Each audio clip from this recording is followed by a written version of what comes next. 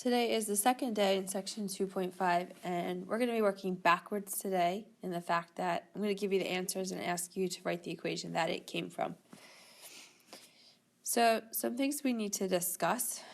Here I'm telling you that it is a fourth degree polynomial, and notice that when you look at the list of zeros, you only see 3 zeros, -2, 2, and an I. So the first thing that we need to discuss is that whenever you have an imaginary answer or a square root as an answer, they always come in pairs. They come with that whole idea of when we divided complex numbers of the conjugate. So if there's a positive I, that means there's a negative I. So first thing you need to know is that you need to add that second value to your list. The second thing we need to know is that there's always going to be a coefficient out front that we need to solve for at the end, and we're going to use that fact at the end. So when we set this up, we have this coefficient that we don't know, and we'll determine that at the end. And then we set up our binomial. So an answer of -2 comes from an x plus 2. An answer of +2 comes from an x minus 2. And then I have my x plus I and my x minus I. So the strategy here for these is that you multiply your real ones together and you multiply the imaginary ones together. You never mix the imaginary with the real. So you can either box or FOIL. I'm going to do the box since I haven't done that in a while. So the terms go on the outside, and we find the inside.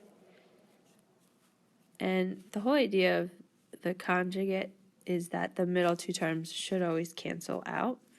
So notice you have a positive ix and a negative ix, so they're gone. And a negative I squared, remember that I squared is equal to -1. So this will end up becoming x squared plus 1. Then I'm going to box, or I'll FOIL these two. So when I multiply the first term, I get x squared. And I'll get -2x plus 2x minus 4. Again, the middle two terms cancel, and I'm left with an x squared minus 4. So now that I got those two results, I need to multiply these two together. And I'll go back to doing the box. So I have an x squared minus 4 and an x squared plus 1. So I'll have x to the 4th power minus 4x squared plus 1x squared minus 4. And when I combine like terms, I'm at x to the 4th power minus 3x squared minus 4. Now, like I said, once we have that answer, we need to put this a out front, and I need to use this last fact to figure out my value of a.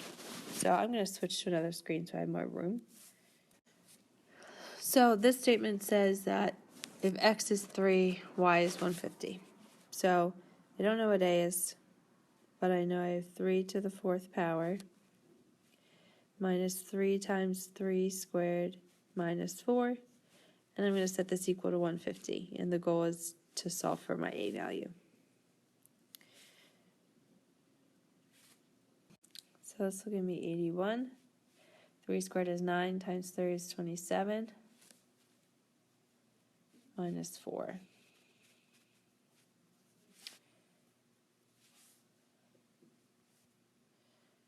So this will give me 50. And to solve for a, I divide both sides by 50.